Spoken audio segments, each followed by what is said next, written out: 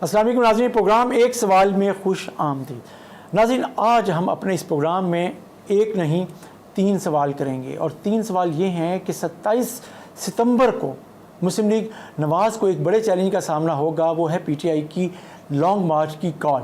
مسلم league نواز اس سے کیسے نپٹے گی اور پی ٹی آئی کا پروگرام ہے کیا؟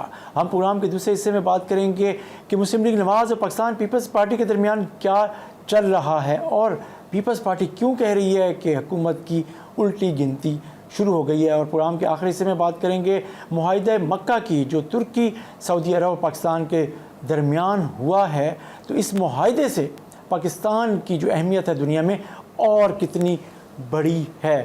ہمیں جوائن کر رہے ہوں گے اس پروگرام میں بیرسٹر علی ظفر صاحب، جو سینیٹر ہیں پی ٹی آئی کے۔ ہمیں جوائن کریں گی وفاقی پارلیمانی سیکریٹری مسلم لیگ نواز کی ڈاکٹر شائستہ جدون صاحبہ، اور ہمیں جوائن کریں گے عبداللہ حمید گل صاحب، جو نوجوان پاکستان کے سربراہ ہیں۔ تو سب سے پہلے بیرسٹر علی ظفر صاحب جو سینیٹر ہیں پی ٹی آئی کے، ہم ان سے بات کرتے ہیں۔ جی بیرسٹر علی ظفر صاحب، آپ کیا سمجھتے ہیں کہ 27 ستمبر کو پاکستان تحریک انصاف نے جس لانگ مارچ کا اعلان کیا ہے، اس پر اتفاق کی رائے ہے پارٹی کے اندر یا نہیں؟ اور اس پر تحفظات کا اظہار کیا جا رہا ہے کہ پارٹی کے اندر کہ اس پر کوئی مشاورت پہلے نہیں کی گئی۔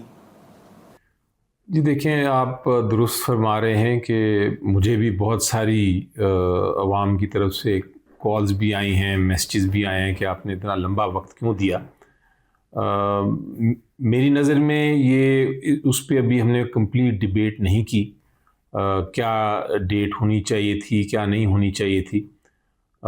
اس پہ ابھی پارٹی کا کنسنسس نہیں ہے۔ پارٹی یہ کنسنسس تو ہے کہ ڈیڈ لائن وہ ہے، یعنی آخری دن وہ ہے۔ ہو سکتا ہے ہم مشاورت کر کے اس کو تبدیل کر لیں اور پہلے لے آئیں، لیکن اس کے آگے نہیں جا سکتی۔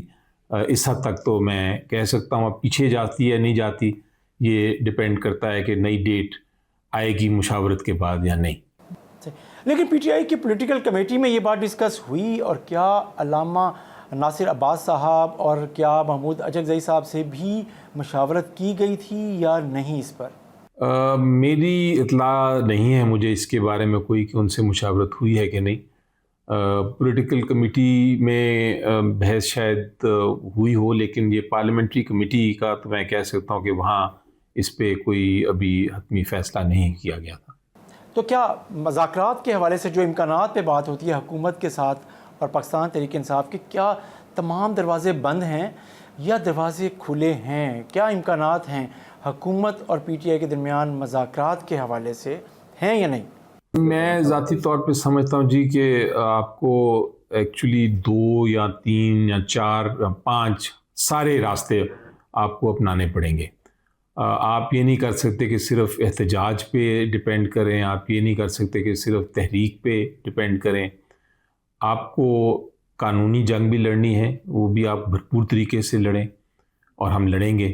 آپ کو پارلیمنٹ میں بھی بات کرنی ہے، آپ نے احتجاج بھی کرنا ہے، آپ نے تحریک بھی چلانی ہے، اور اس کے ساتھ ساتھ آپ نے مذاکرات، ڈسکشن، ڈیبیٹ کا بھی دروازہ کھلا رکھنا ہے۔ اس وقت پاکستان کو بہت مسائل ہیں۔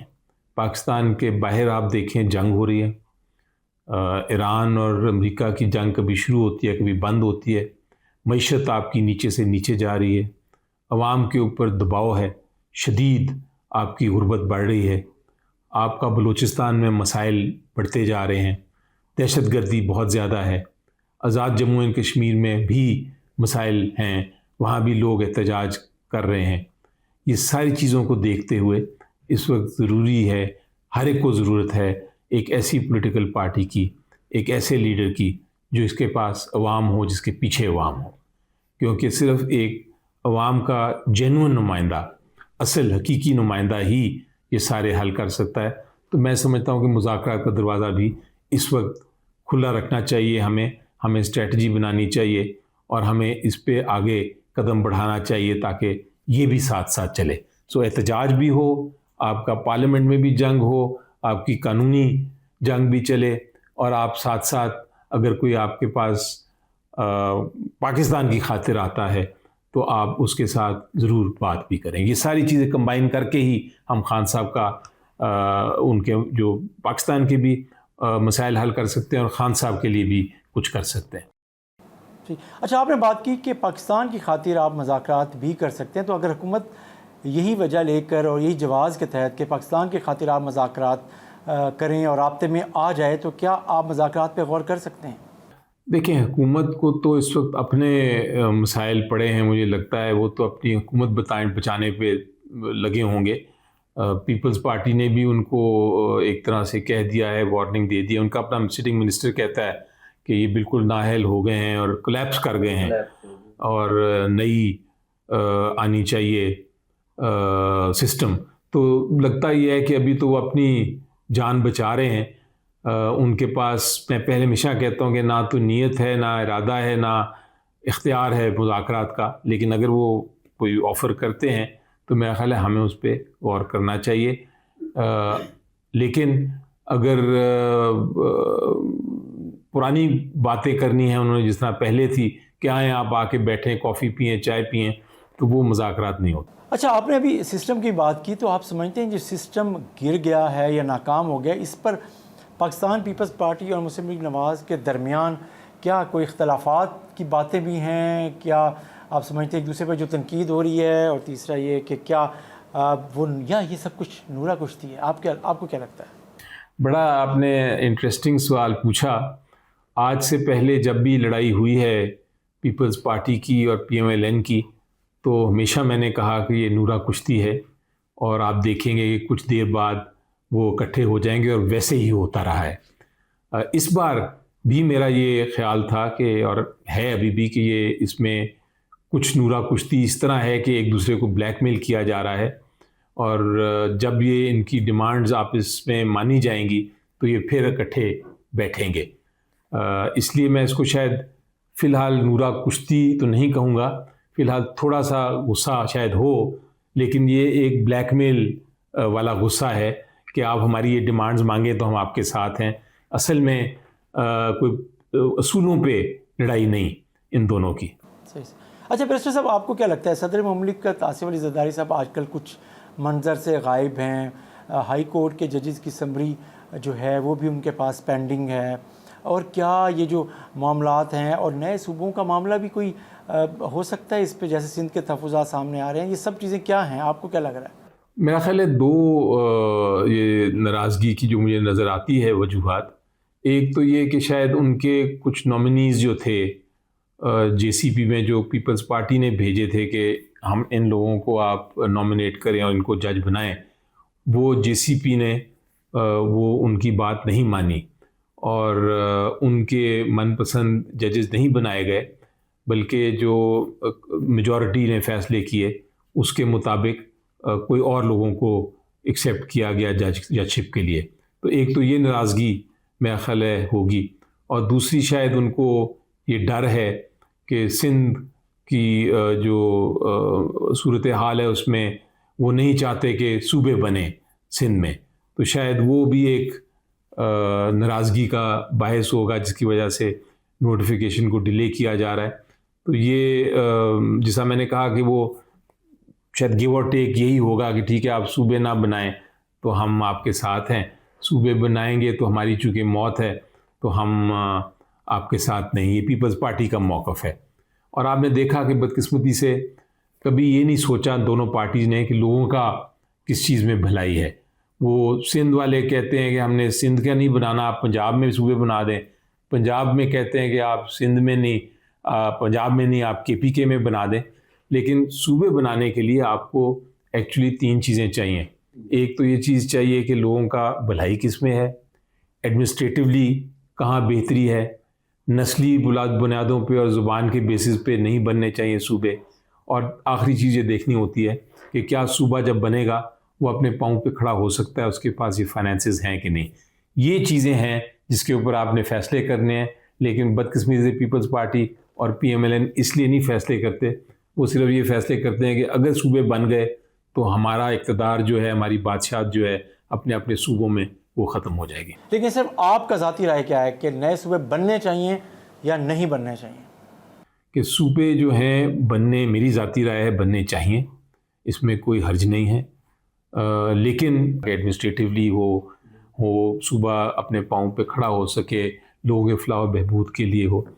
उसके साथ साथ मैं समझता हूँ कि जो पार्लियामेंट है और जो प्रोविंशियल असेंबली है जो सूबे बनाने जा रही है वो ऐसी होनी चाहिए जिसके पीछे लोगों का मैंडेट हो। अगर आपके पास मैंडेट नहीं और आप सूबा बनाने जाएंगे तो लोग आपके साथ नहीं होंगे, वो नुकसानदेह होगा। ये हुकूमत जो है, जो खुद पीपल्स पार्टी खुद मानती है, बिलावल भुट्टो साहब की स्टेटमेंट सुनी मैंने कि ये फॉर्म 47 की हुकूमत है, इनके पास मैंडेट नहीं। तो अगर प्रोविंशियल असेंबली और जो नेशनल असेंबली उसके पास मैंडेट नहीं है तो मैं समझता हूँ कि अभी कबल अज़ वक्त है सूबे बनने चाहिए, लेकिन सही पार्लियामेंट के ज़रिए बनने चाहिए। बहुत शुक्रिया बैरिस्टर अली ज़फ़र साहब, आपने हमने से बात की कि लॉन्ग मार्च और उसके बाद जो मुज़ाकरात के रास्ते भी PTI ने बंद नहीं किए, उस पर लाज़मी यहाँ लेते हैं ब्रेक और ब्रेक के बाद वापस आते हैं। वेलकम बैक नाज़रीन। ब्रेक पे जाने से पहले हमारी बात हो रही थी बैरिस्टर अली ज़फ़र साहब से जो सेनेटर हैं PTI के, और अब हमें ज्वाइन कर रही हैं डॉक्टर शाइस्ता जदून जो वफाकी पार्लिमानी सेक्रेटरी हैं मुस्लिम लीग नवाज़ की। हम उनसे बात करते हैं कि जो 27 सितंबर को एक बार फिर PTI ने लॉन्ग मार्च की कॉल दी है तो हुकूमत क्या सोच रही है कि इसका सामना कैसे करेगी?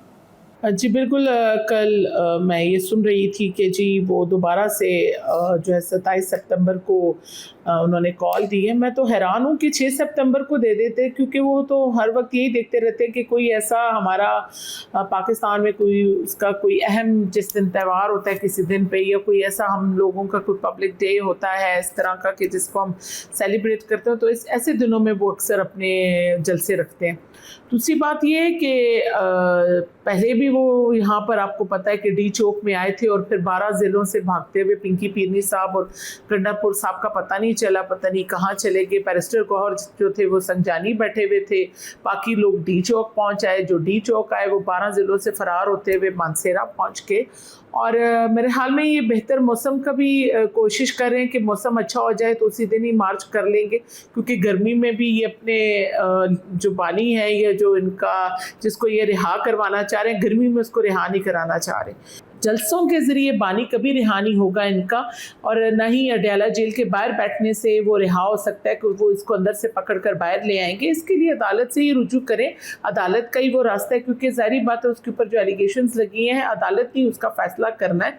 तो जो बेहतर रास्ता है इनके लिए तो वो यही है। बाकी जहाँ तक आपने बात की कि हुकूमत इनसे कैसे निपटेगी, हुकूमत पाकिस्तान में पुरअमन प्रोटेस्ट को कभी भी हमने किसी को कुछ नहीं कहा, हम इनकी तरह नहीं है। असल में ये पार्टी ऐसी है कि खुद ही यू टर्न ले लेते हैं। तो पिछली दफ़ा भी डी चौक पे आधे खुद ही उन्होंने फाइनल किया था कि हम संजानी बैठेंगे, खुद ही पिंकी पीरनी ने भी फाइनल किया हम संजानी बैठेंगे, फिर पता नहीं चला वो और गंडापुर साहब जो है डी चौक पहुँच आए, बाकी संजानी बैठ के। तो पहले ये यू टर्न्स वाला जो इनका अपना मामला है उसको ये हल कर लें। जी, आपने जो रास्ते डॉक्टर साहब बताए हैं उनमें से एक रास्ता तो मुज़ाकरात का भी है ना, सियासी मुज़ाकरात PTI कर सकती है। आप समझते हैं कि आमिर डोगर साहब की इस भी स्पीकर से मुलाकात हुई है, PTI के जो चीफ विप हैं आपने देखा होगा, तो आप हुकूमत ने पहले भी ऑफ़र्स किए हैं, क्या वाकई हुकूमत उनके साथ राब्ते में है? जी बिल्कुल, पहले भी मुज़ाकरात के लिए कई दफ़ा हुकूमत ने खुद भी हाथ इनकी तरफ बढ़ाया है, क्योंकि हम अमन चाहते हैं, हम इस पाकिस्तान में एक सियासी जो इस्तेकाम चाहते हैं, हम मुआशी इस्तेकाम चाहते हैं, हम गरीब के लिए एक चाहते हैं कि यहाँ पे मुआशी इस्तेकाम आए। जो हम अदम इस्तेकाम का शिकार, जो सियासी अदम इस्तेकाम का शिकार है, ये भी ख़त्म हो और पाकिस्तान की बेहतरी के लिए उसकी मईशत के बारे में सोचा जाए। हमेशा अयाज सादिक साहब ने पहले भी बहुत से इनिशिएटिव लिए। यंग पार्लियामेंटेरियंस फोरम से हम गए थे और हम मिले थे अली अमीन गंडापुर साहब, उस वक्त वज़ीर आला थे। तो हम जो यंग MNAs थे, हम लोग गए उस प्लेटफॉर्म से, हमने उनसे जाकर उस वक्त भी ये रिक्वेस्ट की थी कि ये मामलात टेबल, उस वक्त क्रॉस द पार्टी तमाम पार्लियामेंटेरियंस गए थे, तो वहाँ पे हमने उनके साथ ये मुज़ाकरात में कहा था कि खुदारा सोचे कि पाकिस्तान के बारे में सोचे, इस धरती के बारे में सोचे। तो अब ये उन तक डिपेंड करता है कि वो अपने बानी की तरह के यू टर्न ना ले ले, नहीं तो हम अच्छे दिल के साथ और एक सालसी किरदार अदा करते हुए, जैसे कि हम अल्हम्दुलिल्लाह अजीम सालसी किरदार वैसे भी अदा करें। हम कोशिश कर रहे हैं कि ये कोई अच्छा टेबल टॉक हो सके, लेकिन इनसे ऐसी कोई अच्छी की उम्मीद नहीं है। ये बिल्कुल आखिरी वक्त तक कहते रहते हैं और आखिर में यू टर्न लेकर गायब हो जाते हैं। अच्छा, आप तो PTI की बात कर रही हैं, PTI से तो आप ये तवक्को करती हैं, लेकिन آپ پیپلز پارٹی سے کیا دیکھ رہی ہیں؟ وہ تو الٹی گنتی کی بات کر رہے ہیں بلاول بھٹو زرداری صاحب، تو یہ معاملات کیسے چلیں گے؟ تو آپ کی تو بڑی حمایتی جماعت آپ کے خلاف ہو رہی ہے اب تو۔ بلاول بھٹو صاحب سے ذرا یہ پوچھ لیں کہ ان کو گنتی آتی بھی ہے؟ گنتی کا ورڈ جب شروع ہوتا ہے تو ان سے پہلے پوچھیں کہ 1 2 3 4 انہیں بولنا بھی آتا ہے؟ اور الٹی کی تو بعد میں بات کریں گے کہ وہ الٹی شروع کریں گے گنتی کو۔ تو دوسری بات یہ کہ اگر الٹی گنتی شروع کی تو ہم سیدھی گنتی شروع کر لیتے ہیں۔ نمبر 1 پر پھر صدر صاحب آ جائیں گے، نمبر 2 پہ پھر ان کے دونوں گورنرز بھی آ جاتے ہیں 2 3 نمبر پر۔ تو گنتیاں جب شروع ہوا کرتی ہیں تو وہ تو خیر ٹک ٹاک کر رہے تھے، میں حال میں وہ آج کل ٹک ٹاکس بناتے ہیں تو ان کو ٹک ٹاک بنانے کا شوق ہوا ہے، وہ تو ویسے ٹک ٹاک کر رہے تھے۔ تو ٹک گھڑی کی جو ہے وہ جب اگر بجنے شروع ہو گئی تو پھر پیپلز پارٹی کو بھی بہت نقصانات برداشت کرنے پڑیں گے۔ تو باقی یہی تھا کہ الیکشنز میں یہ ایسی باتیں ہوتی رہتی ہیں، الیکشن کے بعد سب اچھے بچے بن جاتے ہیں۔ اچھا، آپ نے تو جس انداز میں بات کی ہے بڑی انٹرسٹنگ ہے، لیکن بہرحال مہنگائی ہے، پیٹرول کی قیمتوں کا جو الزام ہے وہ تو پیپلز پارٹی بھی آپ پر ہی ڈال رہی ہے، اس کی ذمہ داری بھی آپ پر ہی ہے کیونکہ حکومت آپ کی ہے۔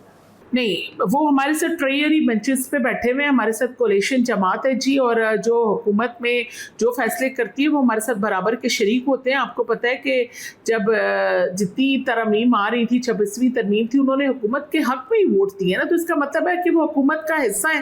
جو حکومت کا حصہ نہیں تھے انہوں نے ترمیم کے خلاف ووٹ دیا تھا، تو جو حکومت کا حصہ ہے تو وہ پھر ہمارا حصہ ہے، اس میں وہ ہر چیز کے شراکت دار ہیں۔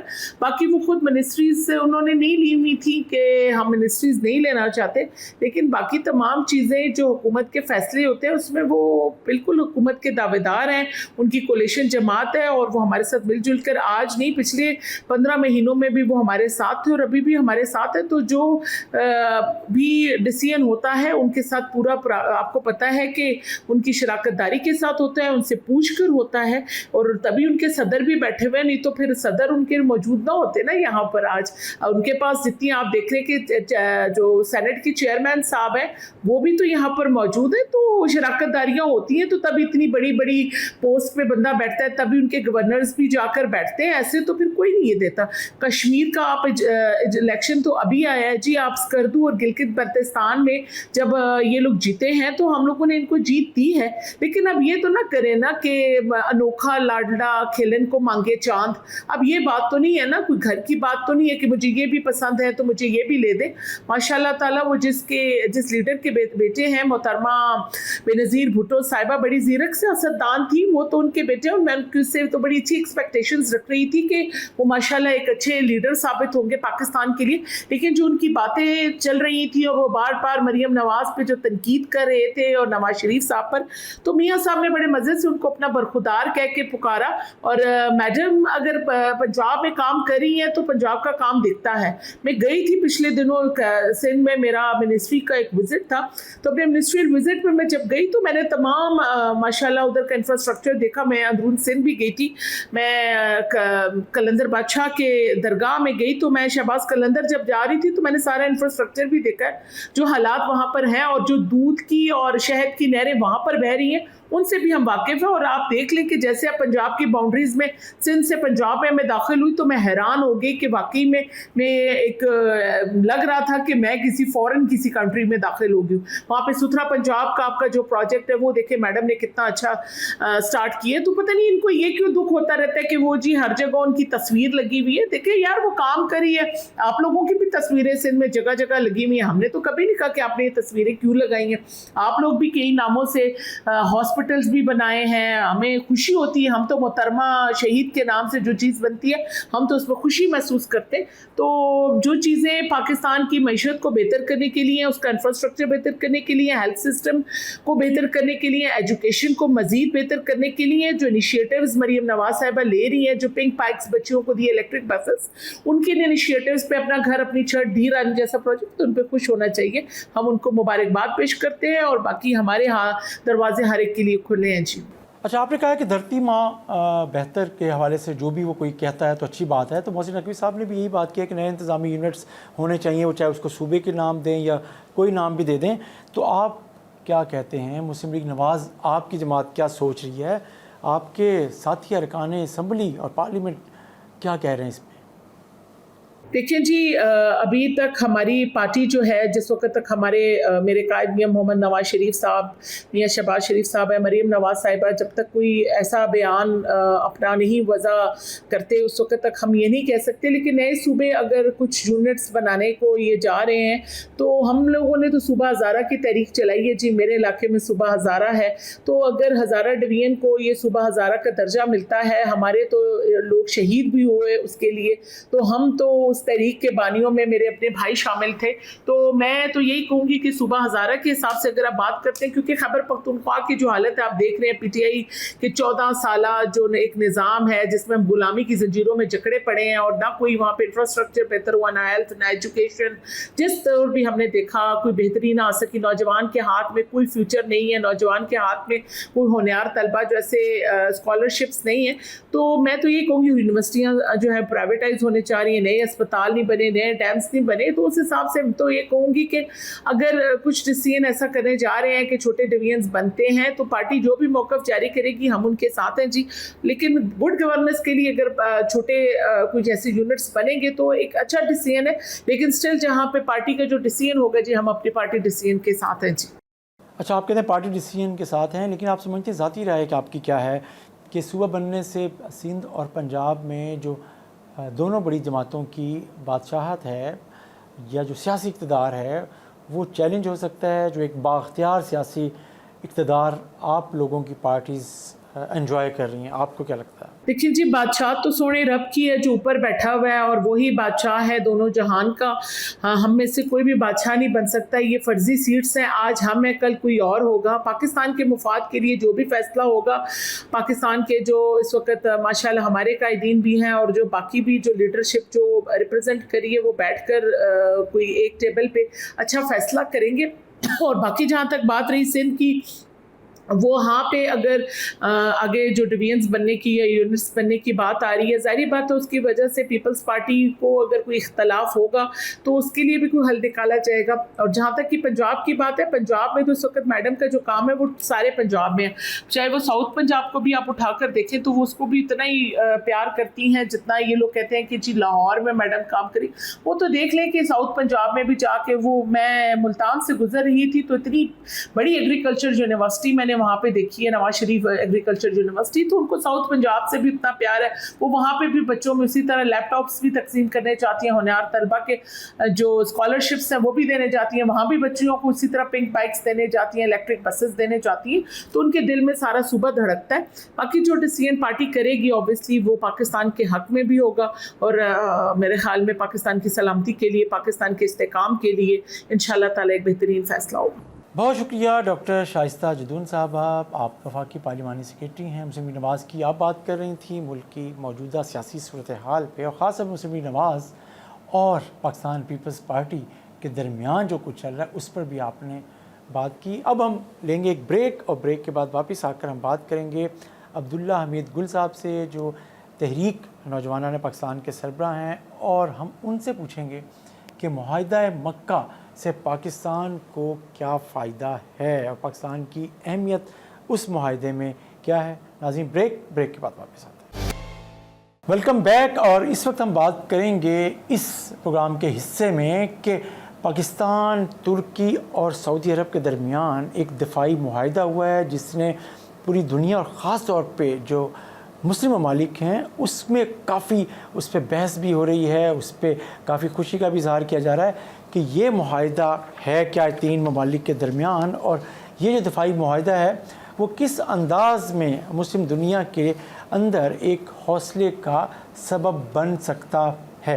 हमें ज्वाइन कर रहे हैं तहरीक नौजवानान पाकिस्तान के सरबराह अब्दुल्ला हमीद गुल साहब। जी अब्दुल्ला हमीद गुल साहब, आप क्या समझते हैं कि जो मक्का में एक बड़ी पेशरफ्त हुई है उसके खित्ते पे क्या असरात होंगे? बिस्मिल्लाहिर्रहमानिर्रहीम, बहुत बहुत शुक्रिया जी। देखें, एक बहुत बड़ा शिफ्ट आया है। आप ये देखें कि किस तरीके से ईरान, अमेरिका, इसराइल जंग के बाद एक ग्लोबल वर्ल्ड ऑर्डर चेंज हो रहा है, और उस ग्लोबल वर्ल्ड ऑर्डर के अंदर पाकिस्तान का एक बहुत मजबूत और मुस्तहकम किरदार बनता जा रहा है। मेरे वालिद जनरल हमीद गुल रहमुल्लाह फरमाया करते थे हमेशा कि Pakistan is a square peg in the round whole of the new world order. Pakistan इस दुनिया का जो नया वर्ल्ड ऑर्डर है उसके अंदर एक ऐसा चौकाट है जो उस गोल सुराख में कभी फिट नहीं हो सकता जो दुनिया ने कार्व आउट किया हुआ है। इसलिए अब जो सूरत हाल है, पाकिस्तान का ये तासुर दिया गया था भारत की जानिब से कि पाकिस्तान उनके साथ रवायती जंग के अंदर कभी भी उनका हम पल्ला नहीं हो सकता मां सवाए न्यूक्लियर जंग के। लेकिन जब रवायती जंग 2025 के अंदर अल्हम्दुलिल्लाह हमें इज्जत अल्लाह ताला ने बख्शी, तो उसके बाद दुनिया के ऊपर पाकिस्तान की जो असलियत थी वो आश्कार होना शुरू हो गई।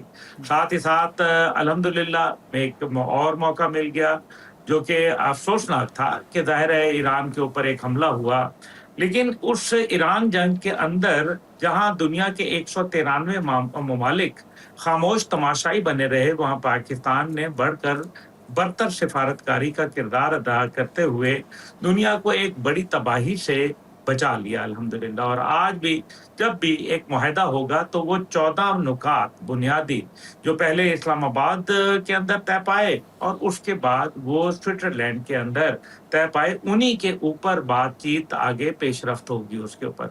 तो ये वो वजूहात हैं जिसकी बुनियाद के ऊपर अरब दुनिया को ये अंदाजा हुआ कि जिस अमेरिका को वो समझ के लाए थे अपने लिए बायस रहमत, वो बायस रहमत निकल आए। 27 में से 17 एयर जो उनके बेसिस थे उनका तबाह हो जाना, घोस्ट टाउन बन जाना, ऐसा कहना खुद CNN की रिपोर्ट्स मौजूद हैं, ये कोई मेरी अपनी रिपोर्ट नहीं है। और उसके बाद जो उसके अंदर इंटरेस्टिंग बात ये हुई कि जो अमेरिकन डिफेंस सिस्टम था वो इसराइल के खिलाफ टोटल खामोश रहा जब खास तौर पे कतर पर एक मिसाइल हमला हुआ और उसके अंदर अमेरिकन फोर्सेस वहां मौजूद थी, लेकिन उसके बावजूद उन्होंने उनका दिफा नहीं किया। और यही मौजब बना कि सऊदी अरब और कतर ने दौरान जंग ये फैसला कर लिया कि वो यूक्रेन का जो एरियल डिफेंस सिस्टम है उसको इंटैक्ट करेंगे। यही वो वजह थी जिसको पाकिस्तान के हवाले से लोगों ने कहा कि हमारे पास अमरीकी असला मौजूद है और हमारा खतरा मुस्तकबिल की उस रियासत से है जो कि जाहिर है अपने एक्सपेंशनिस्ट डिजाइन रखता है। इजराइल जो चाहता है कि मैं ग्रेटर इजराइल बनाऊं, उसमें तुर्किया और सऊदी अरब का इलाका भी शामिल है। यही वजह है कि जब अमेरिका का असला सबके खिलाफ इस्तेमाल हो सकता है मां सिवाय इसराइल के, और पाकिस्तान का जो असला है उसके ऊपर किसी किस्म की कोई जिसको कहते हैं ना स्ट्रिंग्स अटैच्ड, वो नहीं है। और इस वजह से पाकिस्तान का असला वहाँ उसकी डिमांड बन रही है। तुर्किया जो है वो अपनी दिफाई साजो सामान के अंदर एक अरसा दराज से 1920 से मैन्युफैक्चरिंग के इस शोबे से मुंसलिक है और उसकी अब असला साज फैक्ट्रियां जिसके अंदर अटैक हेलीकॉप्टर्स हैं, उसमें कान स्टेल्थ फाइटर जेट है 5th जनरेशन का। उसके अलावा उनकी जो हमारे साथ अगुस्टा क्लास आप की अपग्रेडेशन थी, F-16 के लिए जो हमने गिजैप बंकर बस्टर जो बॉम्ब्स उनसे लिए और दीगर चीजें जिसमें TB2 ड्रोन जो है वो भी शामिल है। ये तो वो तमाम चीजें हैं जिसकी वजह से एक तरफ तुर्किया का असला साज फैक्ट्री है तो एक तरफ पाकिस्तान की होनहार और पाकिस्तान की ब्रिलियंट फौज मौजूद है जो कि वॉर हार्डेंड आर्मी है, और तीसरी जानिब जो है वो अरब दुनिया का मुआशी इस्तेहकाम है। अगर ये कॉम्बिनेशन हो जाए तो ये एक बहुत बड़ा इम्पैक्ट क्रिएट करता है न्यू ग्लोबल वर्ल्ड ऑर्डर के अंदर। और आई थिंक कि अरब दुनिया ने रियलाइज कर लिया है। इसके अंदर दीगर अरब ममालिक तो जो शामिल होंगे, लेकिन इंशाअल्लाह ताला इसमें वस्ती एशियाई ममालिक और इसी तरीके से जो फार ईस्टर्न कंट्रीज जिनके अंदर आपका मलेशिया और इंडोनेशिया है वो भी पाकिस्तान की तरफ झुकाव रखते हैं। तो आई थिंक कि ये एक पैराडाइम शिफ्ट है, एक बहुत बड़ा पाकिस्तान के लिए अपॉर्चुनिटी है, क्योंकि crisis always creates an opportunity as well. एक क्राइसिस था, उसने एक मौका दिया, और आप इस बात को जरूर मद्देनजर रखें कि पूरे उस एंटोराज के अंदर एक ही आदमी थे जो कि वर्दी में थे और वो पाकिस्तान के फील्ड मार्शल थे। इसलिए वर्दी वाला वहां ना टर्की का कोई जनरल था और ना ही सऊदीया का कोई जनरल था। इसका मतलब यह है कि इस सारी चीज के जो मरकजी किरदार हैं वो पाकिस्तान की अफवाज के सरबराह हैं। तो I think it's a very good sign. Let's see कि इसको अब हम मुआशी इस्तेहकाम में कैसे बदल पाएंगे। صحیح. اچھا آپ نے ایک پیراڈائم شفٹ کی بات کی عبداللہ صاحب، آپ سمجھتے ہیں کہ یہ جو پیراڈائم شفٹ ہے یہ جو اسلام اور دشمن جو طاقتیں ہیں ان کو ڈائجسٹ ہو جائے گا؟ نہیں، ڈائجسٹ تو کبھی بھی نہیں ہو سکتا ہے. اسلام مخالف اور پاکستان مخالف. دیکھیں پاکستان مخالف تو اس لیے زیادہ ہے نا کیونکہ عالم اسلام کے اندر ایک واحد جو سپر پاور ہے عالم اسلام کی وہ تو پاکستان ہے. نیوکلیر کنٹری ہے، ایک مربوط فوج ہے، بہترین محل و وقوع ہے. پاکستان کے پاس ایک بڑی اچھی ینگ جنریشن موجود ہے. تو اس میں تمام وہ پوٹینشل موجود ہے جو کہ ایک قوم میں ہونا چاہیے. اور اب اس کا پاکستان ظاہر ہے، پاکستان ان کے لیے ایک خطرہ ہے. لیکن جو عالم اسلام کے حوالے سے آپ نے بات کی، عالم اسلام کے لیے بھی تو یہ ضروری ہے نا کہ وہ پاکستان ہی تو اس کا محور ہے. ابھی پھر وہی بات تو وہیں آ گئی کہ اگر عالم اسلام کے مخالف کون قوتیں ہیں، وہ مخالف تو نہیں تھے نا جنہوں نے خود جا کے اس کے ساتھ اسرائیل کو تسلیم بھی کر لیا، اسرائیل کے ساتھ اپنے روابط بھی بڑھا دیے. پاکستان کھڑا رہا. Now this is very important کہ پاکستان نے امریکہ کو بھی باور کرایا اور پاکستان نے ایران کو بھی جو ہے سمجھایا. نتیجہ جو نکلا وہ آپ کے سامنے، ایک بڑی ہولناک تیسری عالمی جنگ جو تھی وہ تھم گئی الحمدللہ. اس میں ایران کا کردار ظاہر ہے بہت بڑا ہے کیونکہ وہ فرنٹ اینڈ کے اوپر تھے، لیکن اسٹریٹجک سطح کے اوپر پاکستان کے لیے خود نیتن یاہو کہہ چکا ہے کہ ایران کا نیوکلیئر اور پاکستان کا نیوکلیئر اس کے لیے خطرہ ہے. تو اس نے تو باقی عرب دنیا میں سے تو کسی کا نام نہیں لیا کہ ان سے خطرہ ہے، حالانکہ طاقتیں تو اور بھی موجود ہیں. لیکن اب وہ جو قوتیں ہیں وہ کیا کر پائیں گی؟ وہ قوتیں مستقل سازش کا جال بنیں گی کیونکہ ان قوتوں کے اندر اپنی صلاحیت اور قوت ختم ہو چکی ہے. اس لیے یہ امریکہ کی طاقت کو سمیٹنے کی کوشش کریں گے. اور یہی وجہ تھی کہ اسرائیل جب 2025 کی جنگ میں بری طرح سے ایران کے ہاتھوں شکست خوردہ ہوا تو اس نے اس جنگ کے اندر امریکہ کو سہارا لیا. دونوں نے مل کر فیصلہ کیا کہ ہم ایران کو ایک سبق سکھائیں گے، لیکن سبق خود پڑھنا پڑ گیا. اور ایران کی جو پہلے 39 ڈیز وار تھی اس کے اندر تو اسرائیل شامل تھا، لیکن اب وہ خاموشی سے بیٹھا ہوا ہے کہ وہ امریکہ لڑ لے. اور یہی وجہ ہے کہ امریکہ کے اندر سوچ کے اندر تبدیلی آ رہی ہے. اور پھر آپ کو یاد ہے کہ جے ڈی وینس نے کیا بولا تھا کہ میں نے اپنی وائف سے اتنی بات نہیں کی جتنی میں نے پاکستان کی قیادت، سول اور ملٹری قیادت سے بات کی ہے. دس شوز کے جو ایک پاکستان کے خلاف اینٹی سوچ وہاں چل رہی تھی امریکہ کے اندر، جو کہ صہیونی اور ہندو لابی نے کریٹ کی تھی، وہ بھی الحمدللہ کافی حد تک نیوٹرلائز ہوتی جا رہی ہے. اور جے ڈی وینس کیونکہ مستقبل میں صدارتی امیدوار ہیں، ایک نظر یہ آ رہا ہے، تو اس لحاظ سے میں سمجھتا ہوں کہ پاکستان نے ایسٹ اور ویسٹ کو ساتھ لے کے جو چلا اور مڈل ایسٹ کو ساتھ لے کے چلا، تو آئی بلیو کہ آنے والے وقتوں کے اندر ہم ان تمام جو سازشیں پاکستان کے خلاف بنی جا رہی ہیں یا عالم اسلام کے خلاف جو لوگ نبرد آزما ہیں، انشاءاللہ تعالیٰ I think we will be able to handle them very tactfully, اور انشاءاللہ we are tackling them very well. صحیح جی، بہت شکریہ عبداللہ حمید گل صاحب، آپ نے ہمیں جوائن کیا اور آپ نے بتایا کہ معاہدہ مکہ صرف دفاعی معاہدہ نہیں ہے بلکہ یہ پاکستان کی معاشی راہ اور ایک نئی منزل بھی متعین کر سکتا ہے. اس کے ساتھ ہی ناظرین اپنے میزبان جمشید وانی کو اجازت دیجیے. اللہ حافظ.